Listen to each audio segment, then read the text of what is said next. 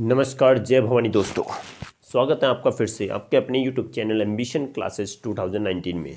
तो दोस्तों, जैसा कि हम अलग अलग क्लास पर अलग अलग टॉपिक्स पर डिस्कस कर रहे हैं, तो आज भी हम नया टॉपिक लेकर आए हैं क्लास 12 से। और टॉपिक का नाम होगा क्लासिफिकेशन ऑफ ईथर। और नेक्स्ट टॉपिक रहने वाला है स्ट्रक्चर्स। Okay, structures. तो first of all we will discuss on this topics classification of ether. तो दोस्तों बने रहिए हमारे साथ, बिना देर किए बिना डिले किए स्टार्ट करते हैं हम ये टॉपिक्स। फर्स्ट ऑफ ऑल बात करते हैं क्लासिफिकेशन ईथर की। तो सबसे पहले हम दोस्तों ईथर के बारे में जान लेते हैं। एक्चुअली ईथर क्या होता है, what do you mean by ether? Means ether are those compound in which two alkyl groups are attached with the help of oxygen. Okay, means ethers are those, ethers वो होते हैं कि जिसमें दो alkyl group क्या होते हैं, oxygen की हेल्प से जुड़े होते हैं। Is it clear? दो एल्काइल ग्रुप्स, कोई से भी हो एल्काइल ग्रुप, C2H5OCS3, कोई से भी दो एल्काइल ग्रुप होंगे, किससे अटैच्ड होंगे, किसकी हेल्प से आपस में जुड़ेंगे, ऑक्सीजन की हेल्प से। Okay, so how can you define? Means ether are those compound in which two alkyl groups are attached with each other with the help of oxygen atom. Okay, now first of all structure, this one is a CS3O, is it clear? So oxygen one bond formed with this alkyl group and one bond formed with this alkyl group. So oxygen shared its one electron. Then how many electrons remains on the oxygen atom? Means there are 4 electrons, or we can say that two lone pair of electron are present on the oxygen atom. Is it clear? क्या है कि oxygen atom पर 4 electron होंगे जो lone pair के रूप में होंगे ये, और ये क्या बना रहे हैं, बॉन्ड पेयर बना रहे हैं। ओके ना, तो हमारे ये लोन पेयर होंगे। तो ये तो हमारा था क्या, ईथर के बारे में, कि ईथर होता क्या है, दो एल्काइल ग्रुप ऑक्सीजन से जुड़े होंगे, जिसमें ऑक्सीजन पर क्या होंगे, two lone pair of electrons होंगे, जबकि एक एक इलेक्ट्रॉन दोनों एल्काइल ग्रुप के साथ सिंगल बॉन्ड बनाएगा, बॉन्ड पेयर बनाएगा। Okay, so how can you say that? Means oxygen have two lone pair of electrons and two bond pair. Okay, now the classification of ether. How can you classify the ether? Ether can be classified into two parts. Ether classified into two parts. First of all, the symmetrical ether. Symmetrical, and second one is the unsymmetrical. Okay दोस्तों, बात करते हैं symmetrical. What do you mean by symmetrical ether? Symmetrical ether means if both alkyl groups attached to oxygen atom by forming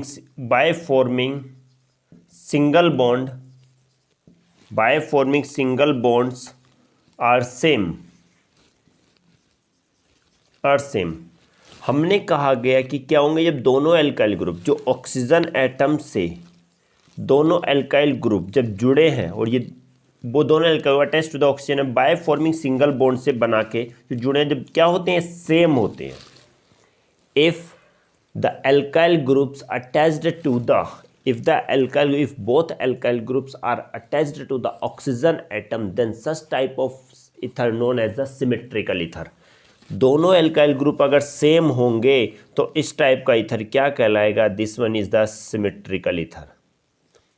What is symmetrical ether? Is it clear? More example, C2H5O, C2H5. This is also an example of symmetrical ether. C3H7O, C3H7. This is also an example of symmetrical ether. Then, what is the name of this compound? First compound. The name of first compound is what? The name of this compound is methoxymethane. This one is the methoxy and this one is the methane. We have already discussed on these topics. Okay, second C2H5O, C2H5. So what is the name of this compound? The name of this compound is the ethoxyethane. Is it clear? So many example. If both alkyl groups are same then such type of ether known as the symmetrical. दोनों alkyl group अगर same होंगे तो ये क्या कहलाएगा, symmetrical ether कहलाएगा। I think clear हो गया होगा। बात आती है अनसिमेट्रिकल की। If both alkyl groups are attached to oxygen atom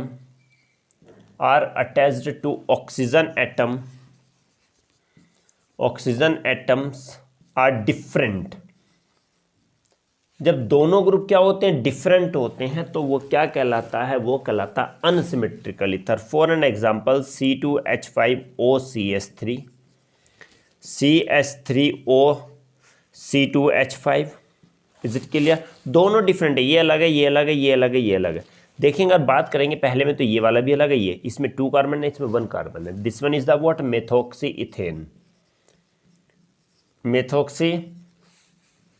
ethane. This one is the ethoxy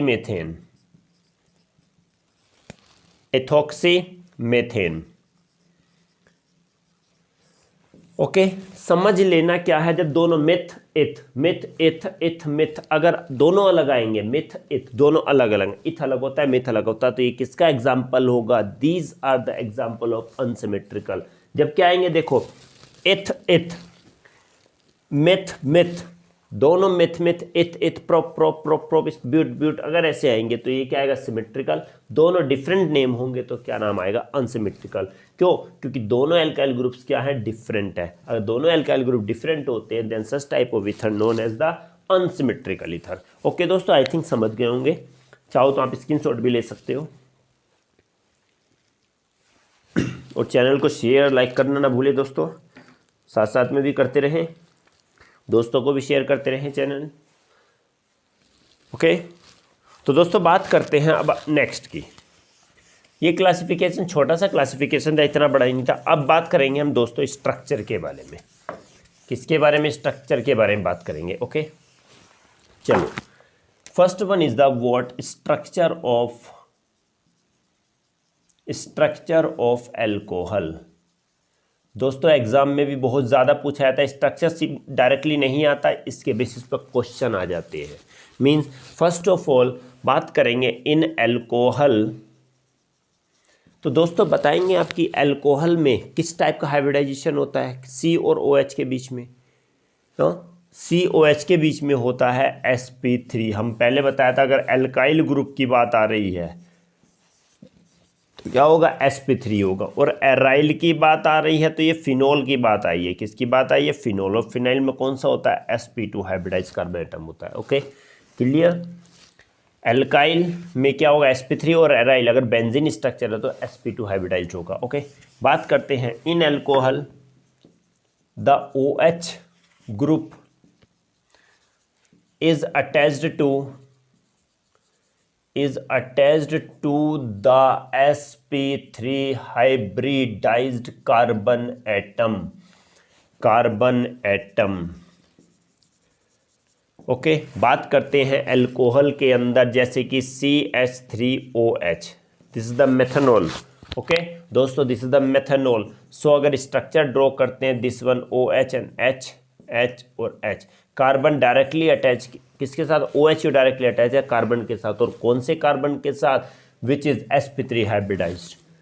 okay which types of carbon, sp3 hybridised carbon atom के साथ में अरेंज है। Okay means the bond angle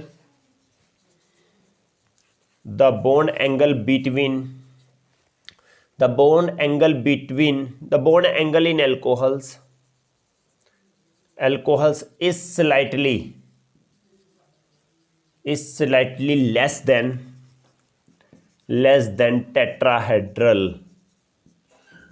tetrahedral से slightly क्या होता है, कम होता है। और स्लाइटली की अगर बात कहते हैं तो टेट्राहेड्रल का एंगल क्या होता है जी, अगर बात कहें टेट्राहेड्रल का एंगल कितना होता है, कितना होगा, टेट्राहेड्रल का होगा 109 डिग्री 28 डैश।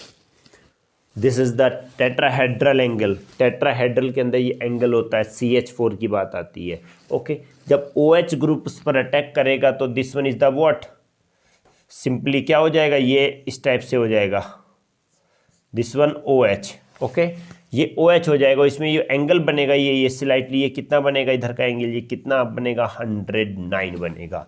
तो हमने कहा जो बॉन्ड एंगल होता है अल्कोहल में स्लाइटली लेस देन टेट्राहेड्रल, तो किससे होगा, टेट्राहेड्रल से स्लाइटली होगा, एंड एंगल इज 109 डिग्री। कितना एंगल होता है, 109 डिग्री होगा किसमें, अल्कोहल्स में। तो अल्कोहल का क्या हो गया, ये स्ट्रक्चर हो गया। स्ट्रक्चर इसके बारे में ये बताना कि कौन सा किसके साथ जुड़ा हुआ है। सेकंड बात आती है simple structure, structure of phenol. Simply alcohol और फिनोल में इतना ही डिफरेंस होता है कि फिनोल में जो OH ग्रुप होता है, in phenol OH group is directly attached to the sp2 hybridized carbon atom. Okay, in phenol OH group is attached to the sp2 hybridized carbon atom। sp2 hybridized carbon atom के साथ OH group जुड़ा होता है, and the bond length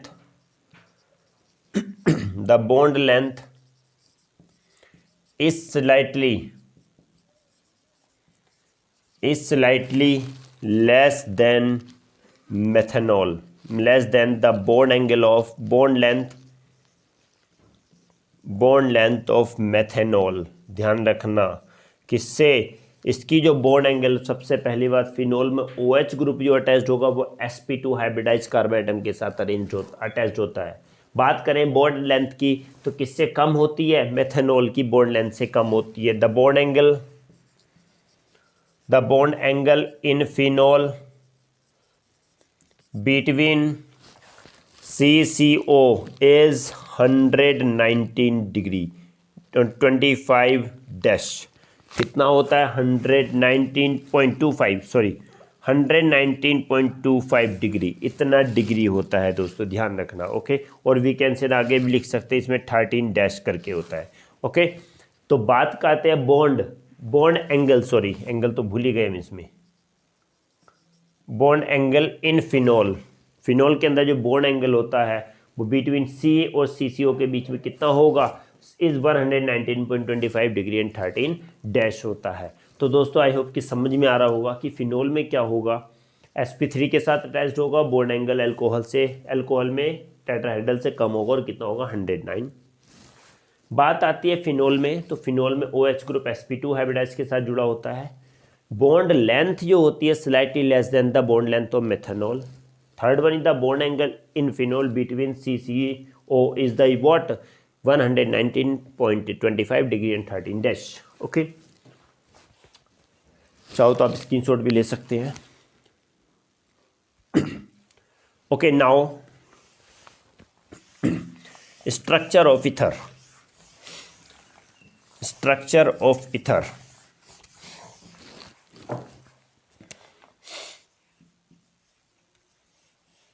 structure of ether. Okay, structure of ether, ether के structure के बारे में बात करते हैं। ईथर का स्ट्रक्चर बात करें तो in ether the electron present on the oxygen atom is approximately arrange in a tetrahedral arrangement. ध्यान रखना, in the electrons present on the oxygen atom is approximately what arrange in a tetrahedral arrangement। Is it clear, ध्यान से सुनो। इसमें क्या होगा कि ether के अंदर जो इलेक्ट्रॉन प्रेजेंट होते हैं ऑक्सीजन एटम पर, वो क्या होते हैं, अप्रोक्सीमेटली कैसे, किस फॉर्म में अरेंज होते हैं, टेट्राहेड्रली अरेंज होते हैं। हमने कहा गया कि जब इलेक्ट्रॉन जो प्रेजेंट है ऑक्सीजन पर वो कैसे अरेंज होते हैं, tetrahedrally. And the bond angle Is it clear? The bond angle of ether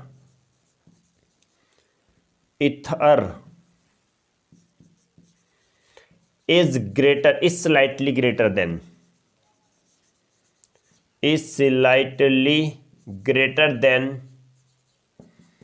what tetrahedral, किससे? टेट्राहेड्रल से थोड़ा ज़्यादा होता है। टेट्राहेड्रल कितना होता है? टेट्राहेड्रल से कितना होता है? Greater than tetrahedral. And angle is कितना होता है? 110 डिग्री होता है। कितना होता है? 110 degree. Due to the repulsive interaction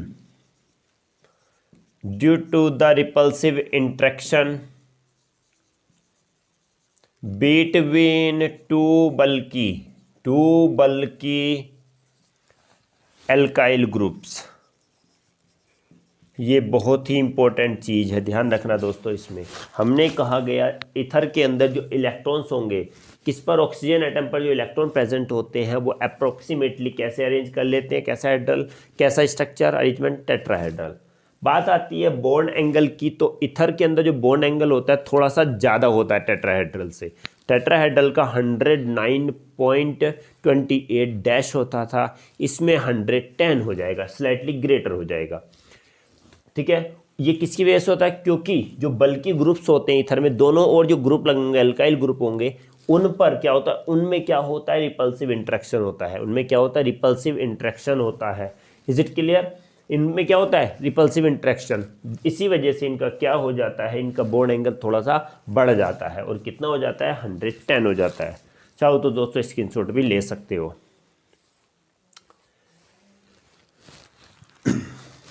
okay दोस्तों, आज की क्लास बस इतनी ही थी। अब अगली क्लास में मिलेंगे आपसे एक नए टॉपिक के साथ, एक नई एनर्जी के साथ। तो दोस्तों, अगर समझ में आ रहा हो, क्लियर हुआ टॉपिक्स, तो चैनल को लाइक, शेयर और सब्सक्राइब जरूर कीजिएगा और अपने दोस्तों में भी शेयर कीजिएगा, ताकि इससे हमें सपोर्ट मिल सके और हमें पॉजिटिव एनर्जी क्रिएट हो सके, इससे हम आगे फ्यूचर में और अच्छी वीडियोस बना सकें। तो दोस्तों, मिलते हैं अगली वीडियो में। तब तक के लिए दोस्तों, जय हिंद।